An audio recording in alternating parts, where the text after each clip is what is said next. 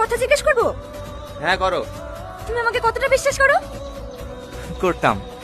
ও, করতে। তার মানে এখন আর করো না, তাই তো? আসলে কি জানো তো, এই 15-16 বছর বয়সটা না অনেক খারাপ। কোনটা ভুল কোনটা ঠিক বোঝার কোনো ক্ষমতাই থাকে না। কেউ একটু মিষ্টি করে কথা বললেই মনটা তার প্রেমে পড়ে যায়। ঠিক এই ভুলটাই 2 বছর আগে আমিও করেছিলাম। পরে জানতে পারি ওই মানুষটার চরিত্রই খারাপ। ওর আরো 3-4টে গার্লফ্রেন্ড আছে। সেটা জানার পর থেকে ওকে আমি ঘেন্না করে ওর সাথে কোনো সম্পর্কও রাখিনি।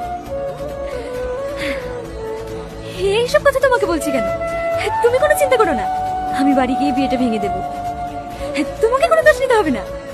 তুমি যাও, আমি টোটো ধরে বাড়ি চলে যাব। টোটোই করে বাড়ি গেলে তোমার স্বামীর দুর্নাম হবে না? শাশুড়ি মা বলবে জামাই এসে মেয়েকে নিয়ে গেল, মেয়ে টোটোই করে আসছে কেনে? তখন আমি কি জবাব দেব? উঠে বসো। এত কিছু জানার পরেও তুমি আমাকে বিয়ে করবে? ধুর পাগলি, মন থেকে তো বউ হিসেবে সেই দিনে মেনে নিয়েছি যেদিন তোমায় প্রথম দেখেছি। এখন শুধু লোক দেখানো বিয়েটা বাকি। কিন্তু কি কিন্তু? মানুষের মুখ মিথ্যা বলতে পারে, কিন্তু চোখ কখনো মিথ্যা বলে না। উঠে বসো। টনি!